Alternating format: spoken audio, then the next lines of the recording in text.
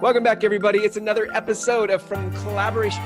We call it From Collaboration. How about let's not go from collaboration to conflict, or let's go from conflict rather to collaboration. Duh. That would be amazing. All right, that's funny.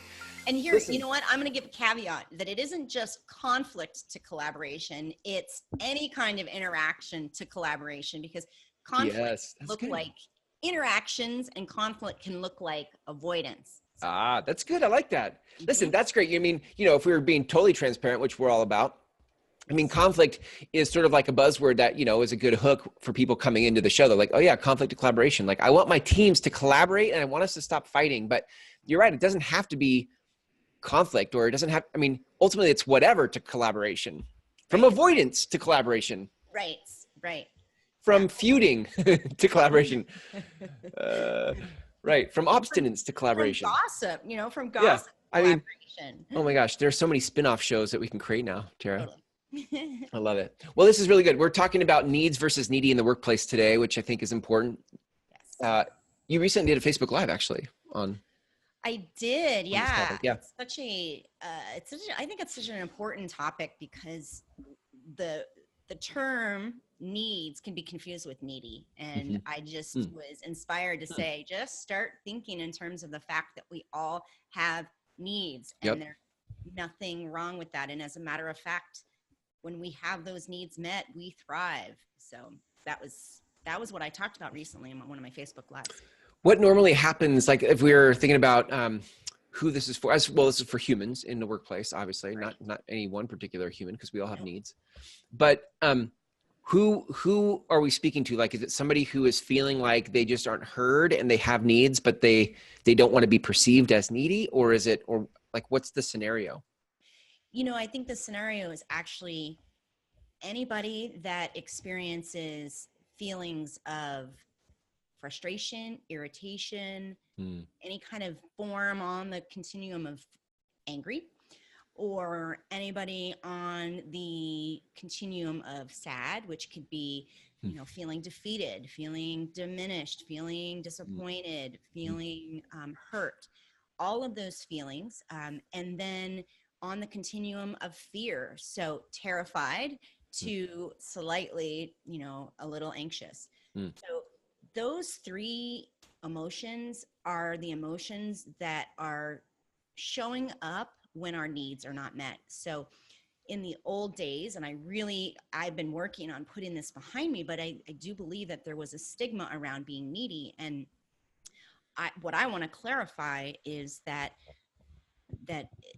is a clue that there's feedback. The feedback system that is in place is our emotions. And so if I have one of those three diminished emotions, then I know that there's something going on with my needs. And what are the three? Sorry, what are the three? Mad, sad, and scared. And of course, there's a continuum, like I said, and there's a ton of words we use to describe all of them. Yep. Got it.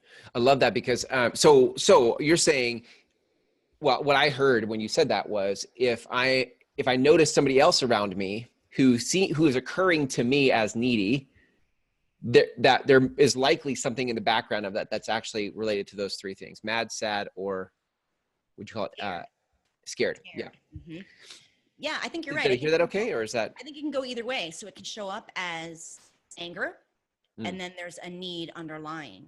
It can show up as needy, and that there's probably a feeling underlying it. And often needy is just a messy form of, I have a need I'm trying to meet, because our unmet needs are what are driving our behavior. Yeah.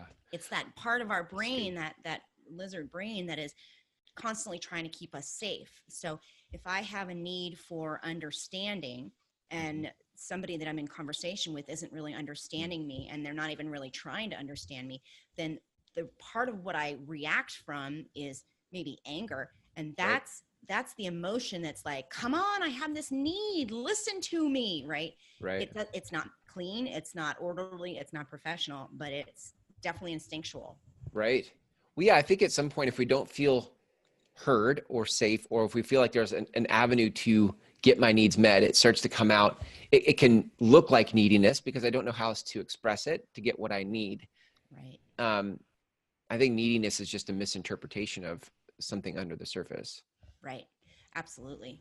And I think that it's valuable that if I do think of my needs as needy, Hmm. then that's important to consider, because really those universal human needs are so crucial to being our best. If I really want to be my best self, Hmm. then I have certain needs that I have that will help me thrive. Now, Right. there's physical needs, right? Like we think of Maslow's hierarchy of needs, and there's those basic needs like I need food, I need water, Right. I need shelter, right? Yep. I need love, right? So in order to even really survive.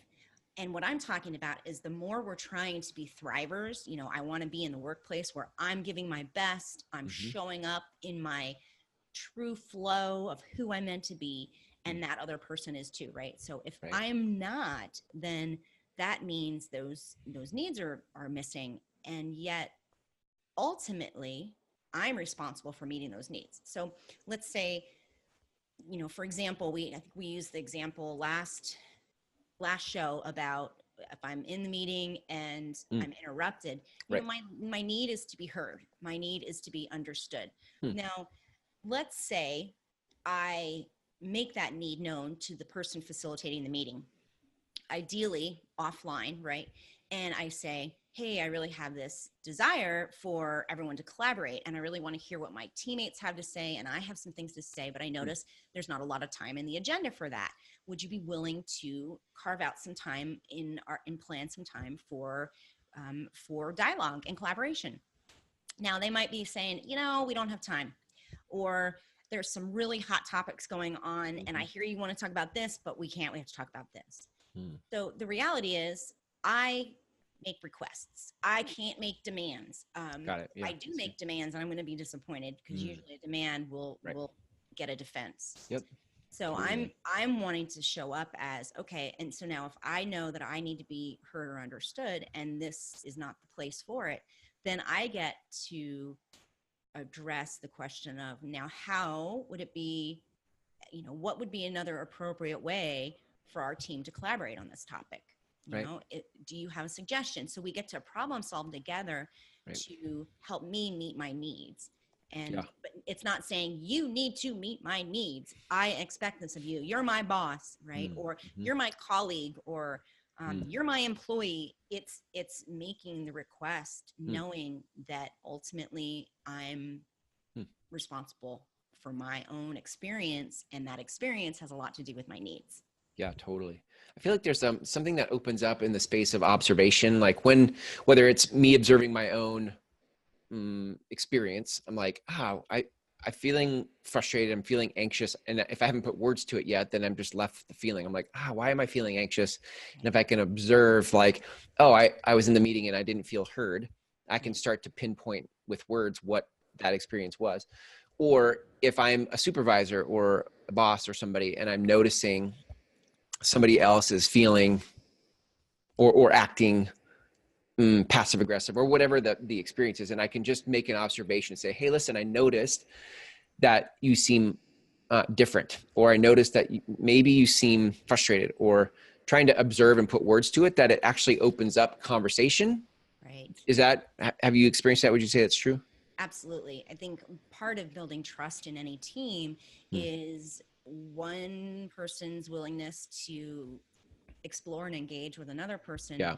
when there's not that comfortable of feelings happening, Right. and approaching somebody and saying, hey, I might be wrong, but you're seeming frustrated with this Mm. topic. Is there Mm. something you want to talk about? Or Mm-hmm. is there, have you identified what it is you want to see happen with this topic, and continue, open, like you said, open the conversation and Right. continue to do it.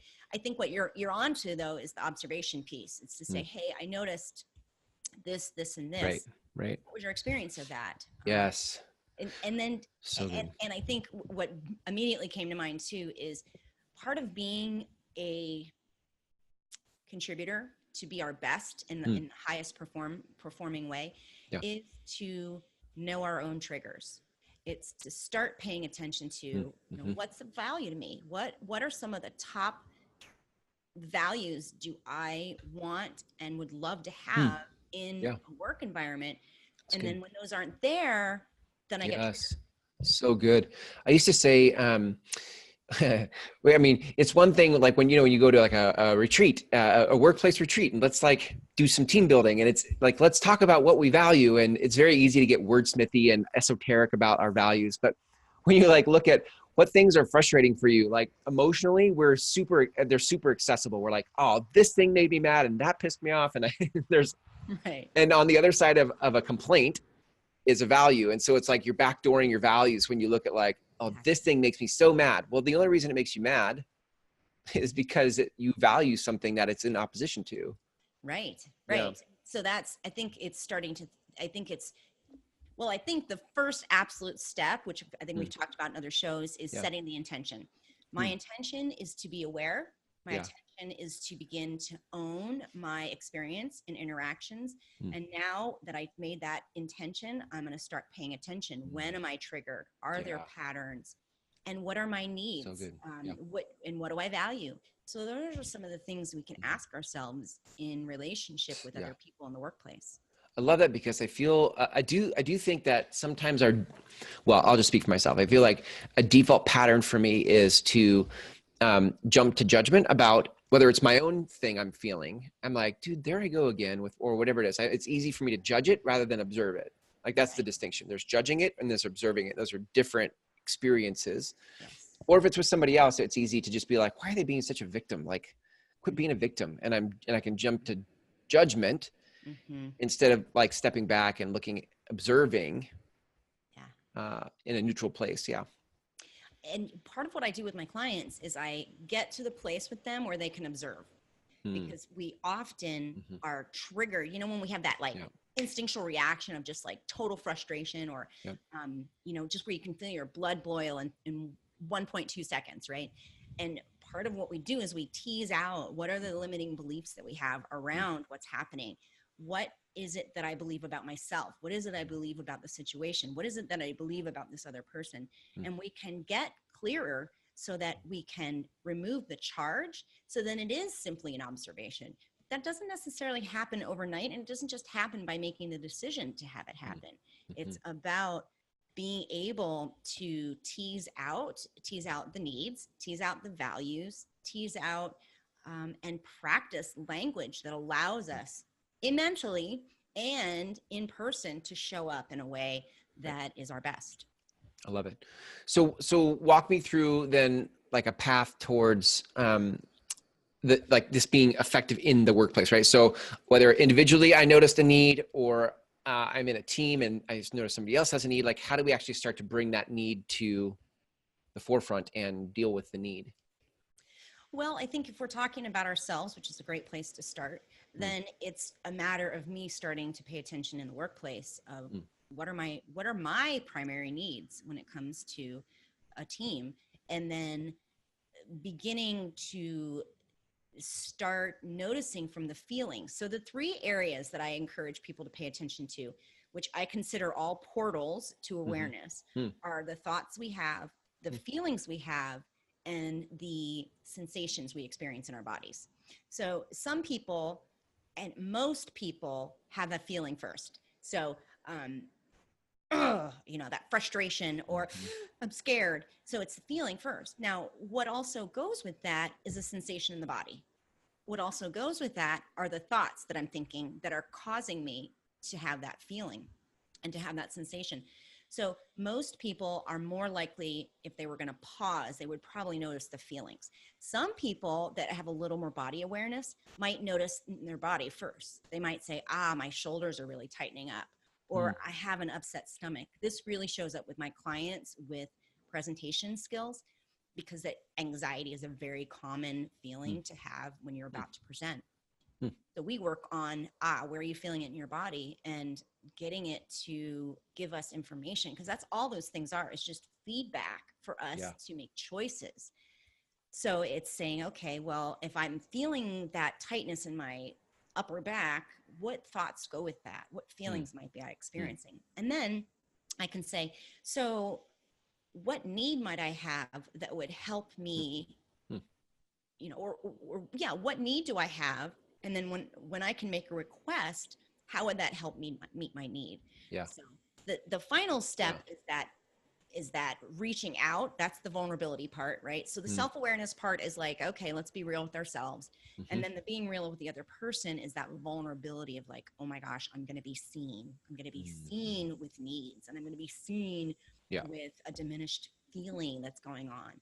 But Mm-hmm. being able to get to the other side of it to say, okay, I'm going to say, here's what I thought.